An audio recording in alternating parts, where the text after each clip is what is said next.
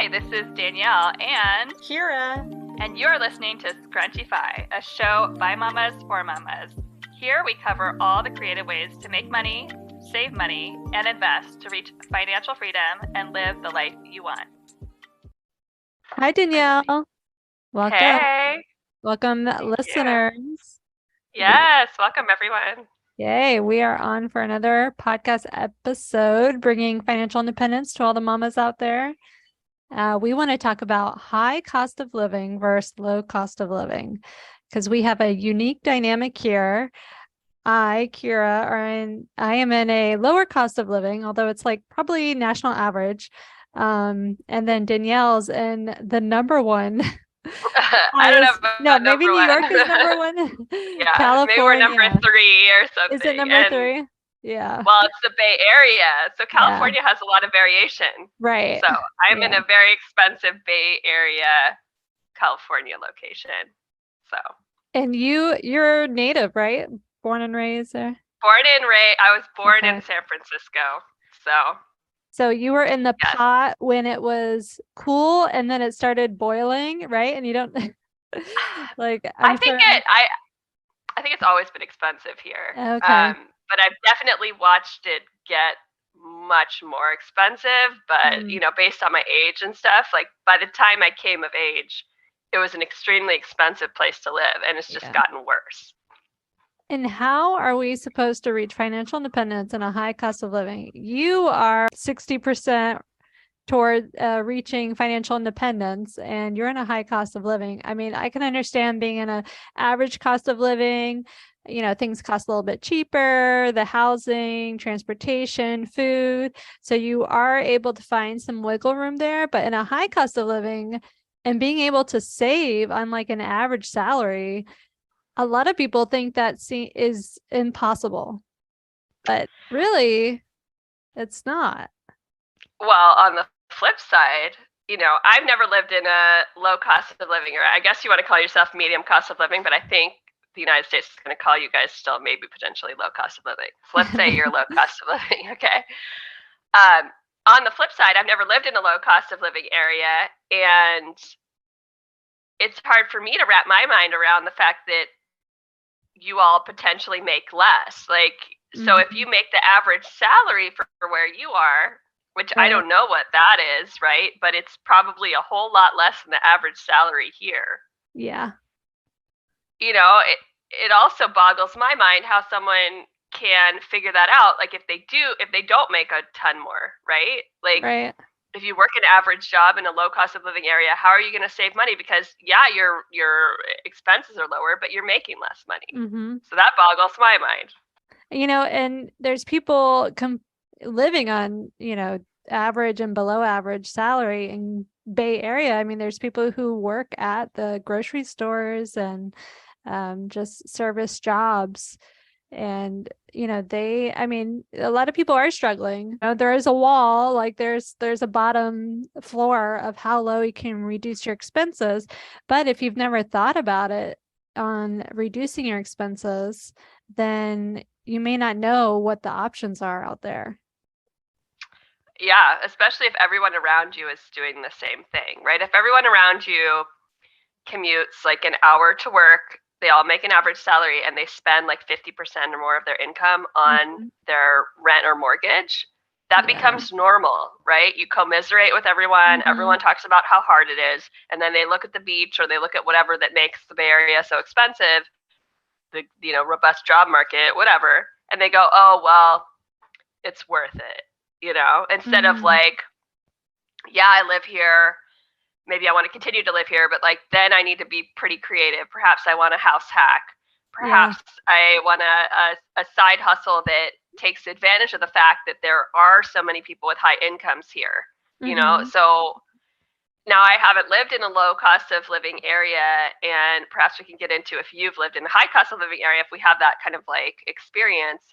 But I imagine that it might be harder in a lower cost of living area to tap into some of the higher income population, like the type of opportunities that arise when you are surrounded by millionaires. I could be wrong. And I remember my dad telling me that it was advantageous to live in a high cost of living area because like the money is there and you're kind of close to it. And so potentially you can like find ways to make money. So that kind of is in my head, but again, I have not tested that theory because I haven't gone and lived in a low cost of living area and tried it out.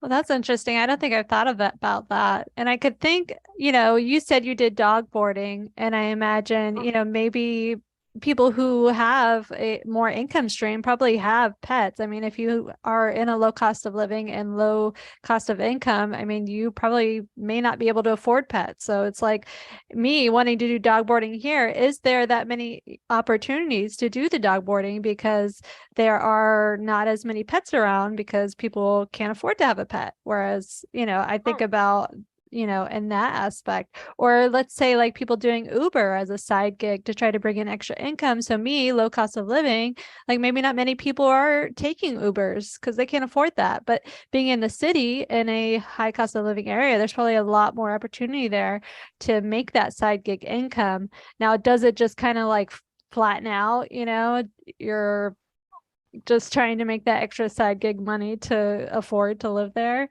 So it might just balance out all around, It's true. Like if we took me, right, and put me in your community, and if we took you and put you in my community, would we still have the savings rates that we have currently? You know what I mean? Like if I took you and I took your job title, etc., and I gave you a duplex. Okay, I gave you 2 duplexes. Oh, good. Okay. I think that's cheating, but let's say I give you 2 duplexes in the Bay Area. I think already you could retire with 2 duplexes in the Bay Area. But let's say I give you all of that, right? It's a higher mortgage. Each one of them is going to cost $500,000 or $600,000 now. Yeah. Okay, so your mortgage is going to be a lot higher. Yeah. And there might be more Airbnb rules as well. Yeah. Mm-hmm. But with your current job and your partner's current job and everything, would you have the same savings rate, and vice versa? Would I, if you took me and made me a social worker in Florida? I'm already imagining making $30,000 a year or something. Maybe 40. Yeah, I was gonna say maybe 40. Well, there's definitely your job here and my job is there. So that's like a good example. What's interesting when I think about, because, I can move to a lot of different areas. We both can move all over the US. And I think the one thing that, our job and of course the expenses around us, the one thing that doesn't change is like, we're taking our mindset there. Like our mindset about money, because I'm like, okay, I would be over there with the same mindset of wanting to reach financial independence, strategizing, problem solving my money situations, finding opportunities, whatever kind of side gigs, like that wouldn't stop, like that wouldn't go away. So I'm like, is that like a cop-out answer? Like, I think I would find the way, but you know what? That's like really important for people to understand. You like when you're put in a situation, you find yourself the way. Like we've both been in situations where it's like, what do I do here? And I'm not talking about money, like being lost in the wilderness. Like, how am I going to survive? Or like being in survival situations, right? And you find that you find your way out of it. Like there's something there where if we were put into different cost of living situations, if I moved to New York, I'm in fashion. I could be in New York, I could be in California, I could be in, there's actually very minimal, like low cost of living. It's very random that I'm in this area. I would like, I have so many friends that are in California because there's a lot of industry there, and in New York. I feel like if I was in those areas, I would find my way. Like I would rent out that couch. I'd be in New York, I'd be in that one room and renting out that couch, or in California, or I would pick up a contract, a side gig on the side. Yeah. I mean, it probably means that you have to work more, but what's the priority? The priority is saving money. So it's like you're putting it, I'm not taking on all that extra work so that I can go and spend it. Right. I'm meeting, like, okay, I need to meet my expenses, and hopefully your income will at least like get you to like somewhat near there. Maybe you have to bridge the gap a little bit. or like just not going in debt, you're still making headway. But like, there's two things there. So number one is, would you be making a significant amount more if you for your salary if you lived in California or New York? So that's like one question I have. And then another one is like, yeah, you'd rent out your couch, but you're talking like you're a single person here. Those of us with families are not going to rent out our couch to some rando anymore. A stranger in New York City. And of course, City. You're saying that because I did that, but I was a couple, right? I don't even know if I would have done that as a single woman, because most of the people willing to rent out a couch in that time frame were men, understandably, right? Like, what woman is going to go rent a couch? I mean, maybe, but we have other things we have to be worried about. So I guess that would be like my main question is like, so that aside, like, yes, like you'd hustle and stuff, and the priority is money to a certain extent, but then once you have a family, right, like now we're balancing, like we're like fire enthusiasts, we love it. But then when you have like kids, all of a sudden you have more of an existential situation of like, yeah, but it's not, because if I trade my time now, my kids are young, so I rent out the couch, I make my family a little uncomfortable, but like, oh, we need a hustle, blah blah blah. And then like I hustled, and maybe we're millionaires and they're 12 and they don't want to even hang out with me. And I'm like, but I have a big house for you now. And they're like, I don't care. You rented out couches. And I had to deal with these weird people. So that's an extreme example, but you know what I mean? I'm trying to highlight the balance, but I guess like going back to like high cost of living versus low, like, so we all know that my situation would be that my salary would dramatically reduce. Even if I stayed with the current company I'm working for, they would, if I went to Florida right now, I'm like, hey guys, I'm moving. They would cut my salary $22,000. That's just what they do. If I move, there's like three tiers. Right, you're remote. Yeah, I have three tiers. I'm in the top tier right now, and only me and Hawaii and New Jersey are there. Like everywhere else is second tier, or Florida is third tier. So I think these are like, you know, Did even you New York ask them? City is not. Did you find out this information? I looked. It's all like they have it already written. Okay. Like for somebody who's so interested, I would know. though. Yeah. So that info is out there. And I mean, like this is for this specific company, but I think all of them, they call it like geo compensation, and they like talk about how it's so fair. And I'm like Nevada is like $20,000 less. I'm like, literally, if someone's like on the border of like Nevada and California, like, sorry, you make $22,000 less from being like 10 miles away. So it's a little weird. But so for me, it's very obvious. I would have a significantly reduced salary, even working online, which I find so wild. The fact that I'm licensed in California, I would be seeing California clients. Nothing would change with my physical house being in another place, and I would make less money. Yeah. But so let's say we took you and we threw you into New York. Would you make a significantly higher salary right off the bat? I think there would be a bump. Yes. Yeah. Oh, how much do you think? Oh, sorry, get beautiful singing. Well, okay, so I mean, if I were to move there, there would be probably a $30,000 bump, which doesn't seem like, yeah. But that's even like. So when I look at that, I'm like, oh, they're making more money there, you know. But then I take into consideration that you have to rent a place for $4,000. You know, so it's like, okay, well, then you're like, that extra really is a wash. But yeah, there's you wouldn't though. You personally wouldn't do that. You would figure out how to house hack, and you wouldn't spend $4,000. Yeah. You know what I mean? Yeah. So that's the interesting thing about high cost of living and low cost of living is like, you can see it like, oh, that would be a wash. It's a wash for someone that isn't going to house hack and isn't going to be creative. But it wouldn't necessarily be a wash for you. Yeah. That $30,000 might just go right in your pocket. You might go there and be like, well, I'm going to like live. I don't even know where the inexpensive places are in New York. But let's say you like find a less expensive place where you get it. Well, usually in New Jersey, it's supposed to be cheaper. And then, you know, I've talked to actually, so here's a great example on that. I mean, I have a lot of coworkers who are older than I am, because actually they come to Florida to retire in the industry. So they worked in New York. I have so many like people working in New York, but they would live in Jersey and they would take the train in. Yeah, the hike was crazy, but the reason why they were in Jersey is because it was cheaper. Daycare was cheaper. I mean, childcare, whatever. You know, transportation, living, the mortgage. rent, everything was cheaper. And to me, when I hear those stories, I'm like, okay, well, that's what I would do, but young, without having other people to, talking to those other people with those experiences. Like I had a friend who moved to New York City, and guess where she lived? In New York City. But she could have been in Jersey and not paid. And I know that $4,000. She lived in the city and, working in fashion. And a lot of people do that because they want that experience of being in the city, but then you end up in debt. And I mean, I'm all for experiences. Like I took a whole year and I went and traveled, all over the country. And so have you, Danielle. And we're all for like having that experience, but to what cost? I mean, I wouldn't trade, the rest of my life for, a short window of experience. I find that balance. But I guess one thing that pops into my mind though is like, okay, let's say she rents the $4,000, like really, she had a roommate. I don't know. So there was a offset of that. A room. Oh! I thought it was a roommate, and it was 4,000. I was like, oh god, okay. No. But okay, let's say she didn't get a roommate, or okay, let's say she did, and her roommate's cool. Like her roommate lets her do whatever.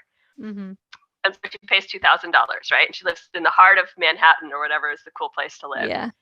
And she decides she wants to be a teacup dog boarder, right? Oh, that's so sweet. Okay, you don't need a yard for the teacup dog, right? Oh, and she she brings the dog to work with her, and she's like the best dog boarder ever. And because she's in Manhattan, people pay $75 a night for her to do the teacup dog boarding.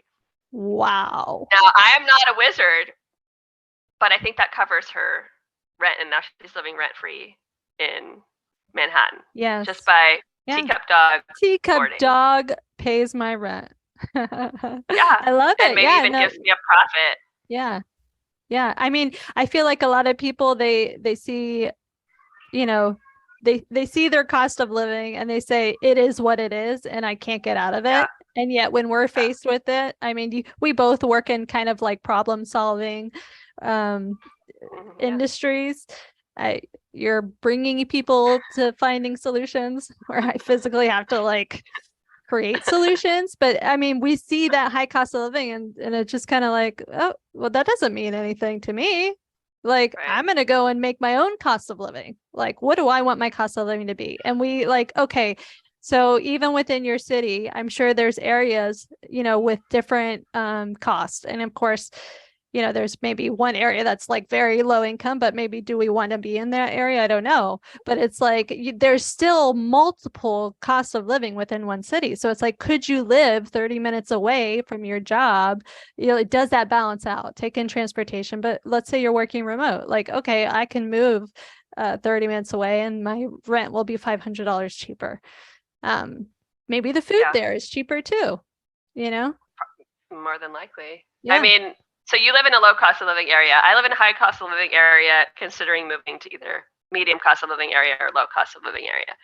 I mean, what's the benefit? Like, why are you in a low cost of living area? Why didn't you just pick up and go to California and New York and teacup dog board and live in Manhattan? Why choose low cost of living? What's the advantage for you? Well, I think with everybody who's thinking about moving somewhere, they probably think about why do they want to be in that location and not so much the cost. So I'm sure with the Bay Area, they're like, hey, I want to see that bay. Or like for me, like I'm in Southwest Florida. I mean, the coast, like we're, surrounded by water as well. I mean, family would probably be a reason, but a lot of people do end up moving because of a job. So I feel like a lot of people, the reason why they move to a new location is because of a job. I was in Miami and then I moved to this area here because of a job. I just got lucky that it was a lower cost. But I think a lot of people move because they want to be in that area. So what if someone's like, let's say someone's in the Bay Area, right? Or they're in New York and they're like, you know what, like I am getting the $30,000 more, but I actually don't want to bother with teacup dog boarding. I don't like talking to people and dealing with their dogs and having to take videos of their dogs in dress up clothes or whatever they have to do to make that $75 a night. Okay, I don't know. Ouch. I mean, is there an advantage? Is there an advantage to moving to a low cost of living area? Do you feel like you're getting, like, when we go to the discount grocery store, am I going to Whole Foods and are you going to a discount grocery store and are you getting the same thing as I am but at a discount? Am I missing out, or are people missing out by not living in low cost of living areas? Is it like a well-kept secret, or is it like No, you know way what? more When you nuanced than that? think about traditional retirement, you go and Google that, like, and I don't want to say Google. I want everyone to go on Ecosia. Here's a little plug that we're not being paid for this, but I just need to share this. Everyone needs to go on Ecosia. It's a search engine that doesn't track your information, and they plant trees. Okay, they're out of Berlin. Anyways, so when you go and research traditional retirement, usually like a lot of information comes up about moving to a lower cost of living. And that's to reduce your expenses so that you reduce your amount of income that you need to withdraw from your retirement accounts.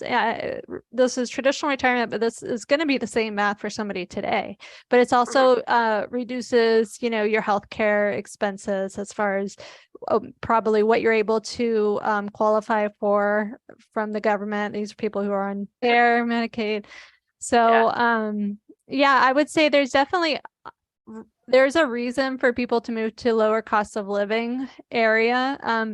I think that me buying a house here, me buying my house hack in a lower cost of living was probably an easier goal to achieve than in the higher cost of living, even if you had like a slightly bump in salary. I think everyone should just housing, right? Because those are the main things, right? Like food, maybe you save a couple $100s a month or something, right?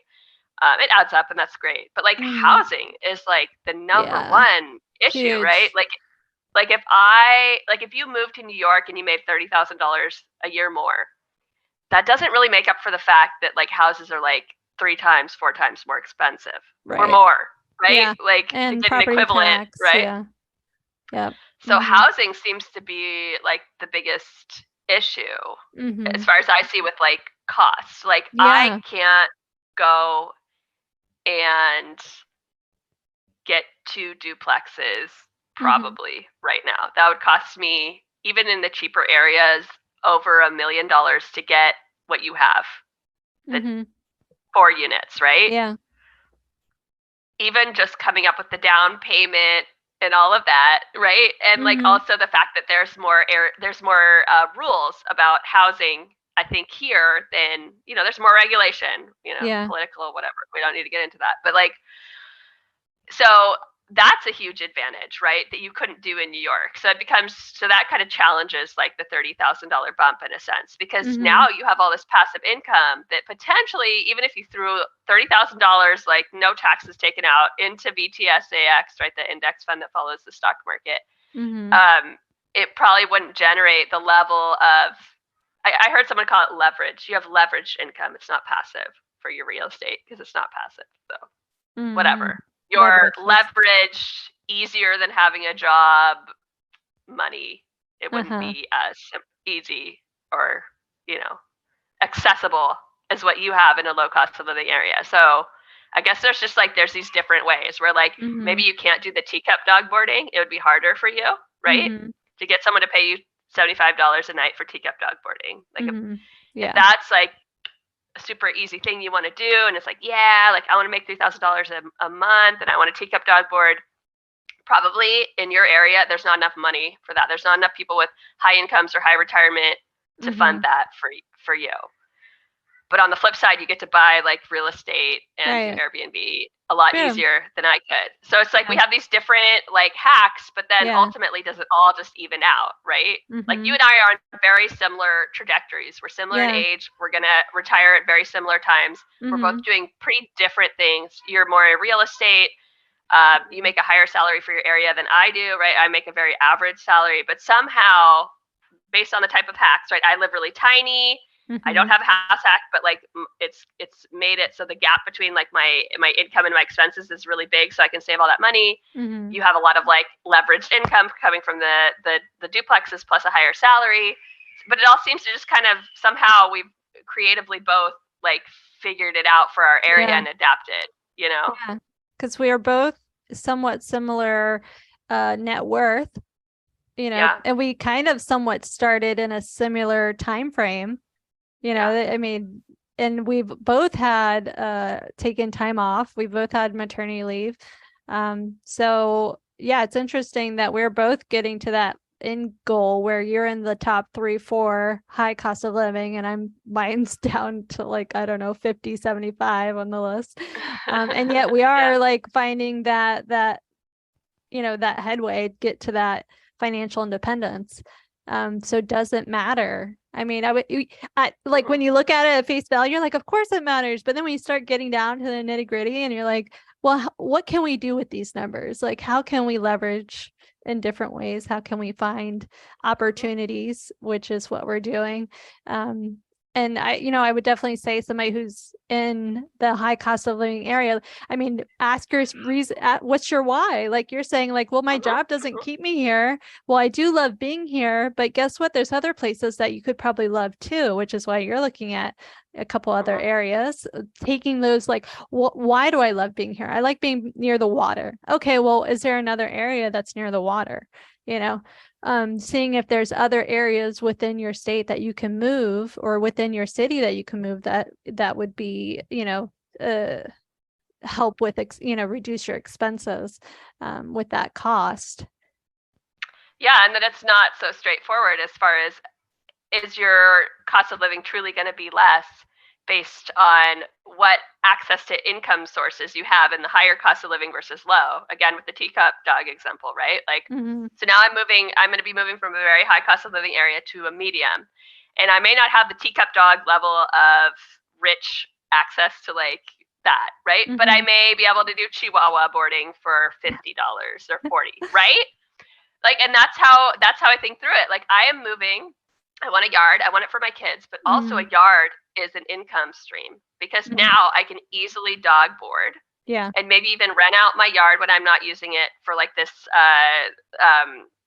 dog park thing that like people do. So like there's just sometimes increasing your living expenses actually gives you more potential income producing assets, right? Like I'm increasing my living expense by getting a yard and a bigger house, but that actually increases my income potential, because now I have things I can rent. I have things that I can use for income, like yard. Yeah. Or like a home office, right? That I can maybe use now more freely for new things that right now I'm using a bedroom, You bought an income producing expense. Right. Yeah. It's like you're taking a liability, right? Your house is a liability, and we're both going, I don't want that to be only a liability. So you took yours and you made yours into an income producing asset.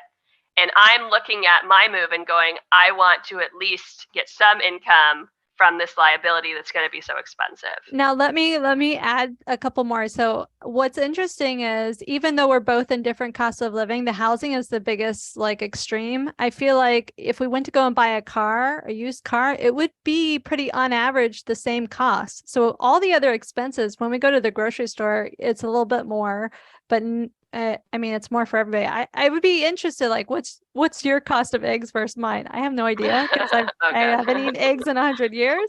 But it's like a lot of the things out there, somewhat the similar costs, the other items. So if you look at like, what are the big ticket things that I need to it's probably like gas. Gas is a big difference because there's state taxes, housing. I mean, that's really relative. And then the other thing I would think about, when we go and buy our total stock market index funds, like, you're buying at the same cost I'm buying, even though you're in a high cost of living and I'm in a low cost of living. And if the other thing is, if you wanted to buy, for anyone out there who is interested in buying real estate and you can't buy it in your area to have this asset producing income, you can go and buy it in a low cost of living area. If that's, really what you want to do, is to like have other income, producing.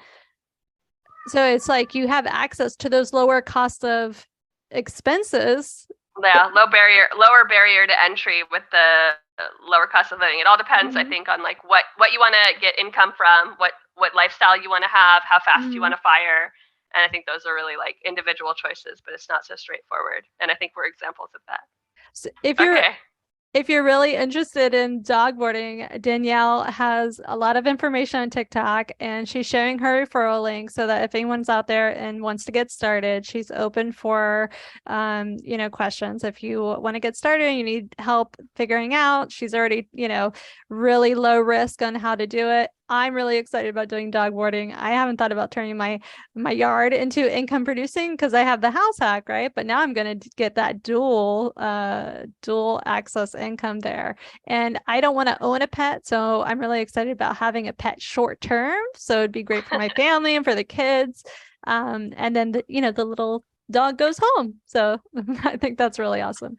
And I think it's sounds perfect. So cute, a little teacup. Yes, everyone needs to specialize in teacup. It's going to be a revolution. If you have enjoyed the show, please share with another Scrunchy Mama and hit that subscribe button so you never miss an episode. For show notes, resources, and links to our other video shorts, check out our website, ScrunchyFi.com.